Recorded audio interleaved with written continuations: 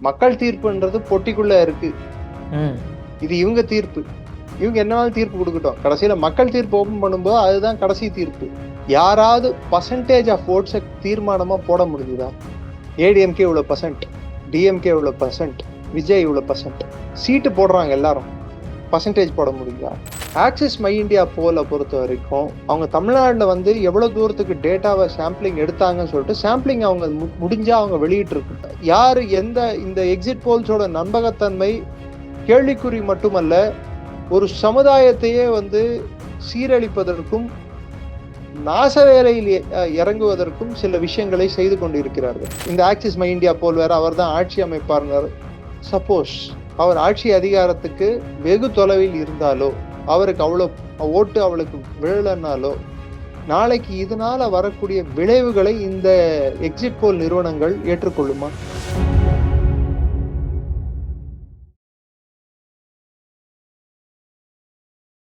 இளையபாரத நேயர்களுக்கு வணக்கம். இன்னைக்கு நம்ம நேர்களில் நம்ம சிறப்பு விருந்தினர் டாக்டர் நிரஞ்சன் சார் அவர்கள் தான். சார் வணக்கம் சார். ஜெய்ஹிந்த். வணக்கம். ஜெய்ஹிந்த் சார். ஆக்சுவலாக இப்போ எக்ஸிட் போல்ஸ் எல்லாமே வந்து வெளியிட்டாங்க ஓகேங்களா. ஸ்டேட் லெவலில் இருக்கக்கூடியவங்களும் எக்ஸிட் போல்ஸ் விட்டாங்க, நேஷனல் லெவலில் இருக்கக்கூடிய மீடியாவும் எக்ஸிட் போல்ஸ் விட்டாங்க. ஒவ்வொருத்தரும் ஒவ்வொரு விதவிதமாக சொல்கிறாங்க. ஒரு பக்கம் திமுக ஆட்சி அமைக்கின்றாங்க, ஒரு பக்கம் அதிமுக, இன்னொரு பக்கம் இன்னொருத்தர் எக்ஸ்ட்ராவா போய் தாவேக ஆட்சி அமைக்கும் அப்படின்றாங்க. எந்த சூழ்நிலை சார்? யார் ஆட்சி அமைப்பான்னு நினைக்கிறீங்க? என்னது பெண் சார். அது இருந்தா என்ன வேணாலும் பண்ணலாம். அப்படி அது பண்ற சேட்டை இதெல்லாம். எது வேணாலும் எழுதலாம் இல்ல, எது வேணாலும் சொல்லலாம், எப்படி வேணாலும் மேனிபுலேட் பண்ணலாம். அது பண்ற சேட்டை தான் இதெல்லாம். எப்படி இருந்தாலும் மக்கள் தீர்ப்புன்றது பொட்டிக்குள்ள இருக்கு. இது இவங்க தீர்ப்பு. இவங்க என்னவாலும் தீர்ப்பு கொடுக்கட்டும். கடைசியில மக்கள் தீர்ப்பு ஓபன் பண்ணும்போது அதுதான் கடைசி தீர்ப்பு. அந்த தீர்ப்பு உங்களால என்னால யாராலையும் மாத்த முடியாது. இப்ப யார் வரப்போறாங்க, யார் வரல, யார் எது கொடுத்தாங்கன்றதெல்லாம் அப்பாற்பட்ட பிரச்சனை. என்ன பொறுத்த வரைக்கும் ஆன்டி இன்கம்பன்சி இருக்கு இல்ல, மொத்தமா சாகுபடி வந்து விஜய் பண்ணிட்டாரு, அறுவடை பண்ணிட்டாரு, அவர் ஆட்சி அமைக்க போறாரு, இல்ல மறுபடியும் வந்து கழக ஆட்சியை மலரும், சூரியன் வந்து திரும்பியும் விடியல் ஏற்படும், இல்லை இரட்டை இலை தளிர்த்து எழும். இதெல்லாம் அப்பாற்பட்ட பிரச்சனை. எனக்கு இருக்கக்கூடிய தலையாய பிரச்சனை இந்த எக்ஸிட் போல்கள் கொடுக்கக்கூடிய கருத்து என்பது வந்து 4 விஷயங்களை நான் முரண்படுறேன். முதல்ல, யாராவது பர்சன்டேஜ் ஆஃப் ஓட்ஸை தீர்மானமா போட முடியுதா? ஏடிஎம்கே இவ்வளவு பர்சன்ட், டிஎம்கே இவ்வளவு பர்சன்ட், விஜய் இவ்வளவு பர்சன்ட், சீட்டு போடுறாங்க எல்லாரும், பர்சன்டேஜ் போட முடியுதா? நான் பார்க்கல. பெரும்பாலும் நேஷனல் மீடியால போட்டதுல நான் பார்க்கல, பர்சன்டேஜ் பார்க்கல. ரீஜன் வைஸ் ஸ்பிளிட் அப் போட முடியுதா? எக்ஸப்ட் ஒரு 2-3 தவிர்த்து வேற யாரும் ரீஜன் வைஸ் ஸ்பிளிட் அப் போடல. ரீஜன் வைஸ்னா வட தமிழகத்துல எவ்வளவு ஓட்டு, டெல்டால எவ்வளவு ஓட்டு, மேற்கு பகுதியில எவ்வளவு ஓட்டு, தெற்குல எவ்வளவு ஓட்டு, இதெல்லாம் எதுவுமே போடல. அது எப்படி ஒன்னுத்துக்கும் மேற்பட்ட எக்ஸிட் போல் ஒரே நம்பர் வந்து ஒரு கட்சிக்கு, இன்னொரு கட்சிக்கு, 2 கட்சிக்கும், அதாவது அதிமுகவுக்கும் 70-80 தொகுதிகள், இல்ல 60-70 தொகுதிகள் ஒரே மாதிரி, இவங்களும் 125-140 தொகுதிகள், அப்படின்னு 2 பேர் சாம்பிளும் ஒன்னா ஒரு பாசிபிலிட்டி. 2வது, ஆக்சிஸ் மை இந்தியா போல பொறுத்த வரைக்கும் அவங்க தமிழ்நாட்டுல வந்து எவ்வளவு தூரத்துக்கு டேட்டாவை சாம்பிளிங் எடுத்தாங்கன்னு சொல்லிட்டு சாம்பிளிங் அவங்க முடிஞ்சா அவங்க வெளியிட்டு இருக்கு. நாங்க இத்தனாயிரம் சாம்பிள் எடுத்தோம், சாம்பிளிங் இவ்வளவு எரர் இருக்கும், முன்னெல்லாம் வந்து எரர் மார்ஜின் சொல்லுவாங்க. இது மாதிரி டேட்டால இவ்வளவு எரர் இருக்கும், அதாவது +or-2% எரர் அப்படின்னு சொல்லிட்டு சொல்லுவாங்க. எரர் இருக்கும், இத்தனை சாம்பிள்ஸ் வந்து இந்த யார்ட் ஸ்டிக்ல நாங்க பண்ணோம், அதை விட்டு டைரக்டா நம்பர்ஸ், இதெல்லாம் வந்து எப்படி நம்புறது? 2வது, இந்த எக்ஸிட் போலோட நம்பகத்தன்மை மட்டுமல்லாமல் எனக்கு இருக்கக்கூடிய மிகப்பெரிய பயம், அடுத்த தலைமுறையை பார்த்து நான் பார்க்கக்கூடிய ஒரு பயம் என்னடான்னா, அடுத்த தலைமுறையோட பாதுகாப்பை பத்தி. இன்னைக்கு பெருவாரியான அடுத்த தலைமுறையினர் திரு விஜய் விஜய் விஜய் விஜய்ன்னு சொல்லிட்டு அவர் விஜயம் அடைவார் என்று இவங்க நம்பிட்டு இருக்காங்க. வாழ்த்துக்கள். கோயில் கோயிலா போயிட்டு இருக்காரு சார். சரி, அவர் போட்டோம், அவர் கோயில் போட்டோம், சர்ச் போட்டோம், மசூதி போட்டோம், பௌத்த விஹாராக்களுக்கு கூட போட்டோம், யார் வேணான்னா, அது அவரோட தனிப்பட்ட இஷ்டம். ஏன் ஜெயின் கோயில விட்டாருன்னு தெரியல. குருத்வாரா கூட இருக்கு தமிழ்நாட்டுல, அது கூட போயிட்டு வரட்டும், முட்டி போட்டு நடக்கட்டும், சாஷ்டாங்கமா விழுந்து சாமிக்கு கும்பிடு போட்டோம், அங்க போயிட்டு துவா பண்ணட்டும். அவரோட தனிப்பட்ட விருப்பம் அது, அதை நம்ம கேள்வி எழுப்ப முடியாது, எழுப்பவும் கூடாது. ஆனா ஒண்ணு வெளிப்படையா எனக்கு ஏதோ ஒரு நம்பிக்கை இருக்குன்னு சொல்லி காட்டுறாரு, அந்த விஷயத்துல பாராட்டுறேன். என் குடும்பத்தினருக்கு வந்து இருக்கு ஆனா எனக்கு இல்ல, டெங்கு மலேரியான்னு சொல்லாம, அந்த விஷயத்துல நிஜமாவே கொஞ்சம் பாராட்டும். அது தேர்தலுக்காக பண்றதோ இல்ல தனியாவே நம்பிக்கைக்காக பண்றதோ அது அவங்கள பொறுத்தது. அட்லீஸ்ட் அந்த வெளித்தோற்றமாவது நான் எம்மதமும் சம்மதம்ன்ற விஷயத்த வச்சுட்டு இருக்காங்க. இந்து மதம் மாத்திரம் எனக்கு ஒவ்வாதது, மத்ததெல்லாம் சம்மதம் சொல்றது மாத்திரம் அதுதான் போலி நாடகம். அது ஆடல இல்ல, அது வரைக்கும் நல்லது. பட் எப்படி இருந்தாலும் மக்கள் தீர்ப்பு கொடுக்கப்பட்டுள்ளது. ஆனால் இந்த போல்ஸ் வந்து கொடுத்திருக்கிறதுல எனக்கு 2 அல்லது 3 விஷயங்கள்ல மன ரீதியா, அதாவது அறிவு ரீதியாவும் மன ரீதியாவும் எனக்கு சில பயங்களை ஏற்படுத்தி உள்ளது. அதை மக்கள் முன்னாடி வைக்க விரும்புறேன். ரெண்டாவது, ஏன்னா முதல்ல இவங்க எல்லாம் சொல்றது என்னன்னா, ஐடி இண்டஸ்ட்ரி நிறைய பேர் ஓட்டு போட்டாங்க, வெளிநாட்டுல இருந்து ஓட்டு போட்டாங்க, அவர் வந்து இந்த ஆக்சிஸ் மை இந்தியா போல் வேற அவர் தான் ஆட்சி அமைப்பார். சப்போஸ் அவர் ஆட்சி அதிகாரத்துக்கு வெகு தொலைவில் இருந்தாலோ, அவருக்கு அவ்வளவு ஓட்டு அவளுக்கு விழலனாலோ, நாளைக்கு இதனால வரக்கூடிய விளைவுகளை இந்த எக்ஸிட் போல் நிறுவனங்கள் ஏற்றுக்கொள்ளுமா? அவ்வளவு சீட்டு வாங்கல, தீர்ப்பு நேர்மாறா நடக்குது. திமுகக்கும் அதிமுகக்கும் இருக்கிற போட்டி என்பது 2016 இதே மாதிரி ஒரு எக்ஸிட் போல் ரிலீஸ் ஆச்சு. கடைசியில ஜெயலலிதா அம்மையார் வந்து ஆட்சி அமைச்சாங்க. இப்ப இருக்கிற முதல்வர் மாண்புமிகு திரு ஸ்டாலின் அவர்கள் ஆட்சி அமைக்க முடியல, கிட்டத்தட்ட 96 சீட்டு வரைக்கும் ஜெயிச்சாரு. அப்படி ஒரு சூழல். ஏன்னா அது 2-வே ஃபைட், 2 பேர் மாத்திரம்தான். மூணாவது அணி வந்து வாஷ் அவுட், ஐவர் கூட்டணி. அந்த கூட்டணி விஜயகாந்த் தலைமையில ஏற்பட்ட மக்கள் நல கூட்டணி வந்து வாஷ் அவுட் ஆச்சு. இவங்க டைரக்ட் ஃபைட்ல இவங்க அதிமுக மெஜாரிட்டிய வந்துருச்சு. சோ அந்த சூழலை நம்ம எடுத்து பார்த்தோம்னா, இப்போ விஜய் அவர்கள் வெல்லலாம், வெல்லாமலும் போகலாம், இல்ல வென்று ஆட்சி அமைக்கலாம், இல்ல கணிசமான சீட்டுகளை வென்று தொங்கு சட்டமன்றமும் ஏற்படலாம், என்ன பாசிபிலிட்டி வேணாலும் இருக்கலாம். ஆனா அதை விட்டுட்டு ஒரு இல்லாத ஹைப், ஒரு பெரிய ஹைப்பை கிரியேட் பண்ணி, ரெண்டாவது இளம் சமுதாயம் இதை நம்பி அண்ணன் தான் வருவாரு அது இதுன்னு சொல்லிட்டு, நாளைக்கு இதனால மக்கள் தெருவுக்கு வந்தாலோ இல்ல சட்ட ஒழுங்கு பிரச்சனைகள் அங்கங்க பூத்துல எங்கேயாவது வெடிக்க நேரிட்டாலோ, மன அழுத்தம் காரணமாக தப்பான முடிவுகளுக்கு இளம் தலைமுறையினர் சென்றாலோ, இதற்கு யார் பொறுப்பு? ஒரு செஃபலாஜிக்கல் டேட்டா கொடுக்கும்போது டேட்டா ப்ரூஃபோட கொடுங்க, ப்ராப்பரா கொடுங்க. உங்களுக்கு எதெல்லாம் மனதுக்கு தோணுச்சோ, உங்களுக்கு காசு வாங்கிட்டு நீங்க என்னெல்லாம் போட முடியுமோ அதெல்லாம் போடாதீங்க. ஒரு சேனல் இருக்கு, gold standard of Indian journalism பண்ணுவாங்க, but it is a rotten standard of Indian journalism. அது அதோட எடிட்டர் இன் சீஃப் வந்து டிசம்பர் பார்லிமெண்ட் அட்டாக் 2001 நடக்கும்போது, 13th டிசம்பர் பார்லிமெண்ட் அட்டாக் நடக்கும்போது அவர் வந்து இதுக்கு முன்னாடி சிஎன்எனோட எடிட்டரா இருந்தார். அவரோட லீலைகள் பல இருக்கு, அதுல ஒரு லீலையை மாத்திரம்தான் நான் இங்க சொல்றேன். பாராளுமன்ற கதவுகளை வந்து மூட சொன்ன உடனே எந்த பிரஸும் வராம அங்க இருக்கிற கார்ட்ஸுக்கு வந்து காசு கொடுத்து மூடிடுங்க, நம்ம சேனல் மாத்திரம் தான் கவர் பண்ணணும். அதாவது ஒரு தீவிரவாத அட்டாக் நடந்துட்டு இருக்கு, நம்ம மாத்திரம் தான் கவர் பண்ணணும், வேற எந்த சேனலுக்கும் ஃபுட்டேஜ் கிடைக்கூடாதுன்னா அப்போ உன்னோட மனநிலை எப்படிப்பட்ட ஒரு அரக்கத்தனமான ஒரு மனநிலையா இருக்கணும். இன்னொரு சம்பவம் சொல்றேன். பாராளுமன்றத்தை 2008 நம்பிக்கையில்லா தீர்மானம் திரு மன்மோகன் சிங் அரசு மேல எடுத்துட்டு வந்தப்போ கட்டுக்கட்டா காசு எடுத்துட்டு வந்து ஸ்பீக்கருக்கு முன்னாடி வச்சாங்க, சில எம்பிகளுக்கு காசு கொடுக்கப்பட்டதுன்னு சொல்லிட்டு. அதை வச்சப்போ அந்த ஸ்டிங் ஆபரேஷனுக்கு வந்து நான் பண்றேன்னு சொல்லிட்டு ப்ராமிஸ் பண்ணிட்டு பேக் ட்ராக் பண்ண ஆள் யாருன்னு பாத்தீங்கன்னா, இன்னைக்கு அந்த ராட்டன் ஸ்டாண்டர்ட் ஆஃப் இந்தியன் ஜேர்னலிசம்க்கு சேனலுக்கு ஹெட்டா இருக்கக்கூடிய நபர் தான். அவரோட மனைவி டிஎம்சியோட ராஜ்யசபா எம்பி. இவரே வந்து இவரோட மனைவியோட தந்தை, அவர் வந்து பிரசார் பாரதியோட சேர்மனா இருக்கும்போது எமர்ஜென்சி பீரியட்ல கிஷோர் குமார் உட்பட்ட பல்வேறு பாடகர்களை பேன் செய்தவர். பிரஸ் சென்சார்ஷிப் ஆக்டை ஸ்ட்ரிக்டா இம்ப்ளிமெண்ட் பண்ண நபர். நரேந்திர மோடி மீது குஜராத்ல கலவரம் வெடித்த போது ஒரு ஃபால்ஸ் ப்ராபகண்டா, ஃபால்ஸ் நெரேட்டிவை செட் பண்றதுல இவர் முக்கியமான பங்காற்றியவர். இப்போ இந்த ராட்டன் ஸ்டாண்டர்ட் ஆஃப் இந்தியன் ஜேர்னலிசமுக்கு ஹெட்டா இருக்கிறவர். அவரோட சேனல்ல தான் இந்த தாவாக்காக்கு வந்து 220 சீட்டு வரும்னு சொல்லி போட்டிருக்காங்க.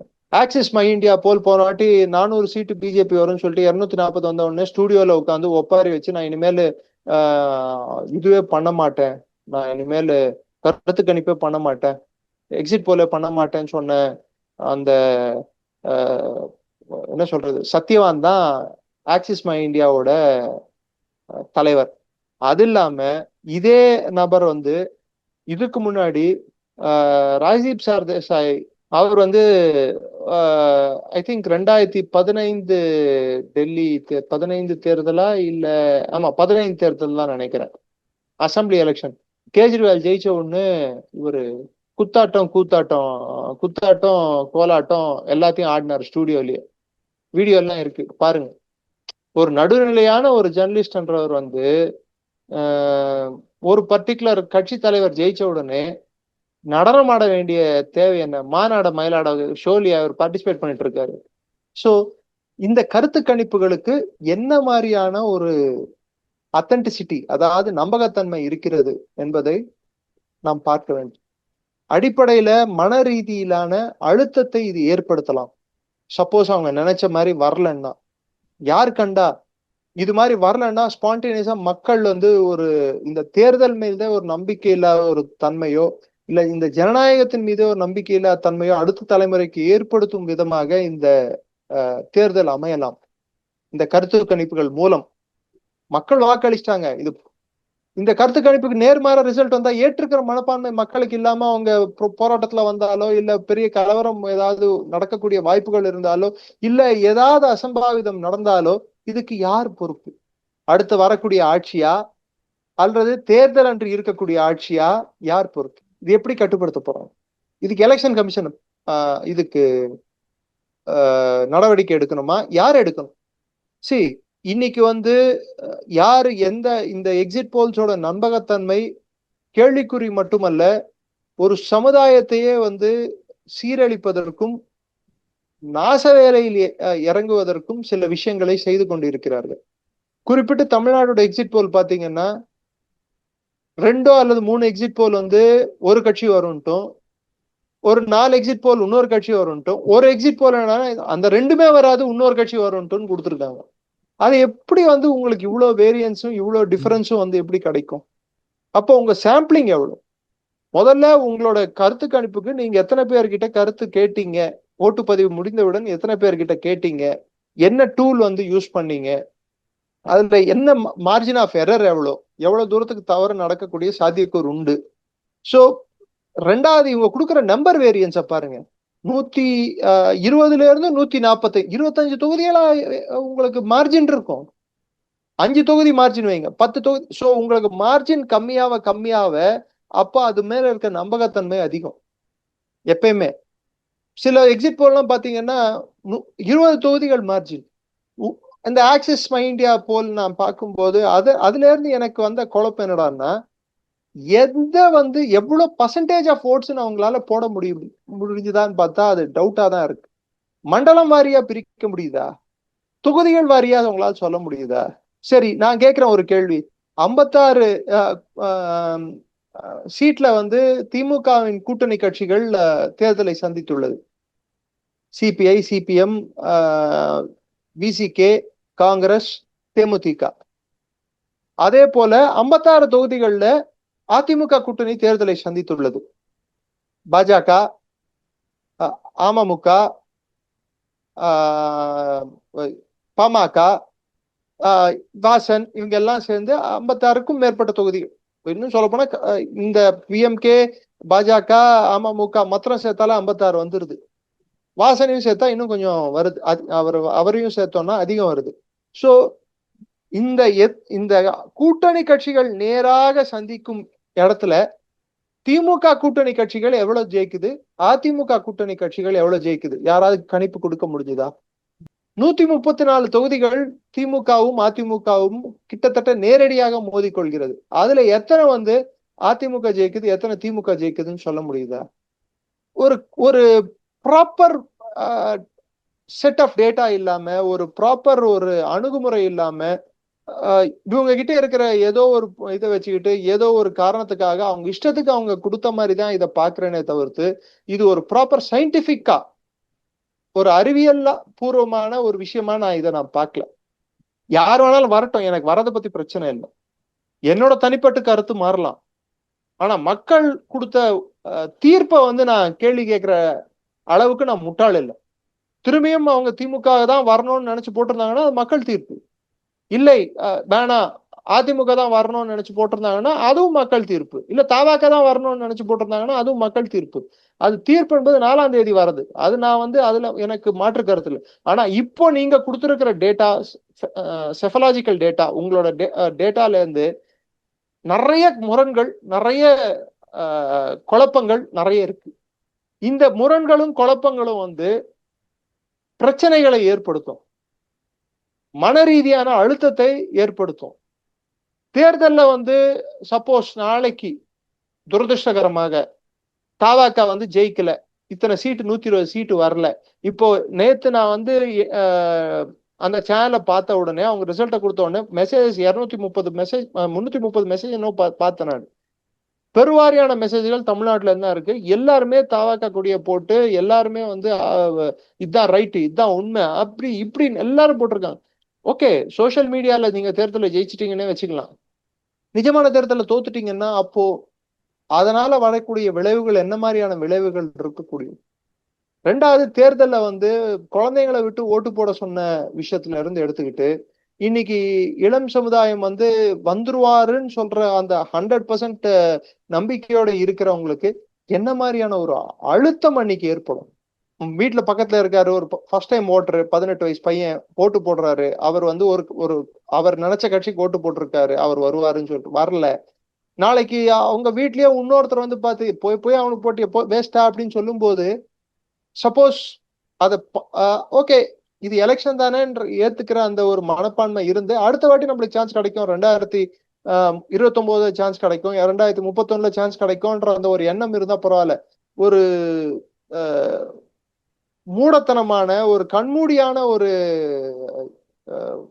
ஃபாலோயிங் இருக்கக்கூடிய ஒரு ஆளா இருந்தா என்ன மாதிரியான ஒரு நிலைக்கு அவர் செல்லக்கூடும். ஒண்ணு அவர் அதிருப்தியை வந்து அவர் மேலேயே காட்டிக்க முடியும், இல்ல பப்ளிக்கா அவர் வீட்டு ஆட்கள் மேலேயோ இல்ல வெளியே வந்தோ எதையோ தாக்கக்கூடும். நான் எல்லாரும் பண்ணுவாங்கன்னு சொல்ல விடல, அட்லீஸ்ட் ஒரு கணிசமான ஒரு சதவீதம் அது மாதிரி நடந்தா கூட அது ஒரு அசம்பாவிதம் தானே. ஸோ தயவு செய்து ஊடகங்கள் நீங்க போடுற எதுவா இருந்தாலும் ஒண்ணு ப்ராப்பர் டேட்டாவா இருந்தா போடுங்க, இல்ல பார்த்து புரிஞ்சுக்கிட்டு அடுத்த தலைமுறைக்கு என்ன விஷயத்தை எடுத்துட்டு போறோம்னு சொல்லிட்டு யோசிச்சு கொடுங்க. நீங்க காசு சம்பாதிக்கிறதுக்கு அடுத்த தலைமுறைய ஒரு பிணை கைதியா வைக்காதீங்க, பணயமா வைக்காதீங்க. இது நாட்டுக்கு நல்லதில்லை. ஏன்னா நேபாளில தேர்தல்கள் நடந்தும் கலவரம் எப்படி மூண்டதுன்னு பார்த்தோம். பங்களாதேஷ்ல என்ன மாதிரி கலவரங்கள் இளைஞர் சமுதாயத்தால மூண்டதுன்னு பார்த்தோம். நேபாளில் எப்படி மூண்டதுன்னு பார்த்தோம். ஸ்ரீலங்கால எப்படி மூண்டதுன்னு பார்த்தோம். தமிழ்நாட்டிலேயே ஜல்லிக்கட்டு வரலாறு இருக்கிறது, போராட்ட வரலாறு என்பது தமிழ்நாட்டிலேயே இருக்கிறது. நாளைக்கு எப்பயுமே தமிழ்நாட்டுல ஒரு நல்ல விஷயம் என்னடான்னா 67 முதல் இன்னைய வரைக்கும் ரிசல்ட் வந்த அன்னைக்கு யார் ஜெயிச்சாலும் தோத்தாலும் ஒத்துக்கிட்டு அமைதியா போயிடுவாங்க. பெருசா வன்முறையெல்லாம் வெடிக்காது, வெடிக்கவும் கூடாது. அது கலைஞர் அவர்கள் இருக்கும் போதும் அவர் தோத்தப்போ மரியாதையா அவர் ரிசைன் பண்ணிட்டு மக்கள் எனக்கு தீர்ப்பு கொடுக்கலன்னு சொல்லிட்டு போயிட்டு இருக்காரு. சில நேரங்கள் அவர் சிலதை எழுதியிருக்கலாம், பட் ரிசைன் பண்ணிட்டு இருக்காரு. அம்மையார் இருக்கும்போதும் ஜெயலலிதா அம்மையார் இருக்கும் போதும் அதே தான் பண்ணியிருக்காங்க. காமராஜரும் அதே தான் பண்ணிருக்காங்க. அவர் வீட்டு முன்னாடி பட்டாசு கொடுத்தனால அவர் என்ன சொன்னாரு, காங்கிரஸ்காரங்க டென்ஷன் ஆனப்போ, இன்ஃபேக்ட் அவரே தேர்தலில் தோத்துட்டாரு. டென்ஷன் ஆனப்போ அவர் என்ன தெரியுமா சொன்னாரு, ஏண்டா நம்ம ஜெயிச்சப்ப அவங்க வீட்டு முன்னாடி போய் நீ கொளுத்துனல, இதாண்டா இதுக்கு தானடா இத்தனை நாள் கஷ்டப்பட்டோம், கொளுத்துட்டா விடுறா அப்படின்னாரு. அந்த மனப்பான்மை இன்று இருக்கும் கட்சிகளுக்கும் இன்று இருக்கும் பெருமாறியான தலைவர்களுக்கு இருக்கு. ஏன்னா 96 சீட் எடுத்து அவர் எதிர்கட்சியில உட்காரும் போது கூட அவர் ஸ்டாலின் பேசின பேச்சு இன்னைக்கும் நீங்க எடுத்து பாத்தீங்கன்னா வரலாற்றில் இல்லாத ஒரு அளவுக்கான மக்கள் வந்து நம்மளுக்கு எதிர்கட்சியா நம்மளுக்கு அங்கீகாரத்தை கொடுத்துருக்காங்கன்னு தான் சொன்னார் தவிர்த்து மக்கள் தீர்ப்பை நான் ஏத்துக்க மாட்டேன்னு சொல்ல. ஸோ இது எல்லாத்தையும் நம்ம வச்சு பார்க்கும்போது யார் இதை எந்த மனப்பான்மையோடு எடுத்துப்பாங்கன்றதுதான் இங்க ஒரு கேள்வி எழுது. அதுல இருந்து அச்சம் எழுது. தயவு செய்து பெற்றோர்கள், குறிப்பிட்டு இந்த 18ல இருந்து 25, 29 வயசுக்குள்ள ஏஜ் குரூப்ல இருக்கிற பசங்க, இவங்கெல்லாம் பொறுமை காக்கவும். தேர்தல் என்பது நீங்க ஜனநாயக கடமையா ஆற்றிட்டீங்க, முடிஞ்சு போச்சு. மக்கள் அவங்க தீர்ப்பை கொடுத்துட்டாங்க. வெறும் நீங்க கொடுக்குற தீர்ப்பாலேயே ஆட்சிகள் அமைய போறது இல்லை. இதுல பல்வேறு மக்கள் இருக்காங்க. அவங்கவுங்க சிந்தனை, அவங்கவுங்க கருத்து, அவங்கவுங்க எண்ணோட்டம் வேற மாதிரி ஆகி இருக்கலாம். அவங்க எண்ணோட்டத்துக்கு தகுந்தவாறு அவங்க வாக்களிச்சிருப்பாங்க. அவங்க வாக்களித்த பிற்பாடு யார் ஆட்சிக்கு வந்தாலும் அதை நல்ல மனதோடு ஏற்றுக்கொள்ளுங்கள். அடுத்த தேர்தல் வரும் வரை அரசு செய்யும் தவறுகளை மனதில் வைத்துக் கொள்ளுங்கள்.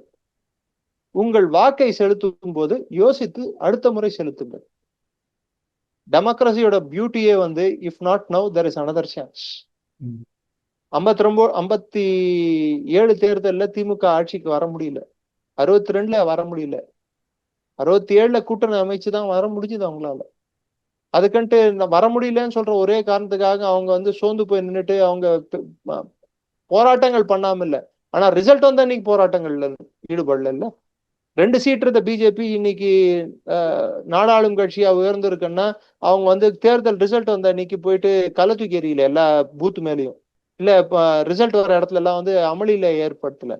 என்ன பண்ணாங்க? அவரு அத்வானியோட மை கண்ட்ரி மை லைஃப் எடுத்து படிச்சோம்னா வாஜ்பாய் இன்ஃபேக்ட் அவர் தோத்துட்டாரு குவாலியர்ல. சினிமா போலாம் வா அப்படின்னு கூப்பிட்டாராம். ஸோ தேர்தல் என்பது மக்களோட தீர்ப்பா நீங்க ஏத்துக்கிட்டீங்கன்னா உங்களுக்கு பிரச்சனை வராது. என்னவோ நீங்களே தோத்தத நீங்க நினைச்சிட்டீங்கன்னா அது பெரிய அழுத்தத்தை ஏற்படுத்தும்.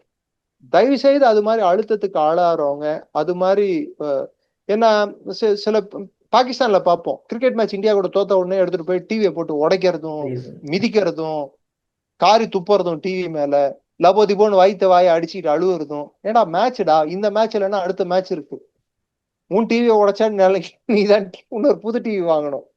சில பேர் டார்ச் லைட்டை வச்சு டிவியை உடைச்சவங்களே இன்னைக்கு அவங்க கூட சேர்ந்துகிட்டு இருக்காங்க. இது அரசியல். கவுண்டமணி சொல்ற டைலாக் தான், அரசியல்ல இதெல்லாம் சாதாரணம் அப்பா அப்படின்னு இருப்பாருங்க. அந்த மாதிரி எடுத்துக்கிட்டு அமைதியா போங்க, மக்கள் தீர்ப்பை ஏத்துக்கோங்க. நீங்க டென்ஷன் ஆகி அடுத்தவங்களை டென்ஷன் ஆக்காதீங்க. தேவையற்ற விஷயங்கள்ல ஈடுபடாதீங்க. அமைதியை காக்க வேண்டியது எல்லோரின் கடமை. எல்லோரின் கடமைன்னா நம் மக்களின் கடமை, அதாவது குறிப்பிட்ட கட்சிகளின் கடமை மட்டுமல்ல, மக்களின் கடமை. தயவு செய்து இந்த எக்ஸிட் போல்ஸை take it with pinch of salt. இது தார்மார் ஆனாலோ, இது உண்மையாக போனாலோ, அதனால எக்ஸிட் போல் ஃபைனல் ரிசல்ட் இல்லை, அதை புரிஞ்சுக்கோங்க. அதை மனசுல வச்சுக்கிட்டு இந்த எக்ஸிட் போல் எடுத்துக்கோங்க. ரொம்ப ஆகாயத்துக்கும் போயிடாதீங்க, அதுக்கண்டு பாதாளத்துக்கும் போயிடாதீங்க. இது மாதிரி 1000 எக்ஸிட் போல்கள் நாளையும், அதாவது வருங்காலத்திலும் வரும். 400 சீட்டு வரும்னு சொன்ன பாஜக 240 சீட், 160 சீட்டு கம்மியா வந்தது. அதுக்கண்டு உள்ள நரேந்திர மோடி அவர்களுக்கு கஷ்டம் இருக்கதான் செய்யும். அதுக்கண்டு பிஜேபிக்காரன் எல்லாம் வன்முறையில ஈடுபட்டான்னா திரும்பி நாடு என்ன வருது? சோ தப்பான முடிவுகள் யாரும் எடுக்க வேண்டாம். இது ஒரு வேண்டுகோளை வைக்கிறேன் மக்களுக்கு. சார், உங்க அற்புதமா விளக்கம் கொடுத்தீங்க சார். உங்க பொன்னான இளையபாரல் ஒதுக்குனதுக்கு மிக்க நன்றி சார். ஜெய்ஹிந்த். நன்றி. ஜெய்ஹிந்த். வாழ்க ஜனநாயகம், வாழ்க மக்கள்.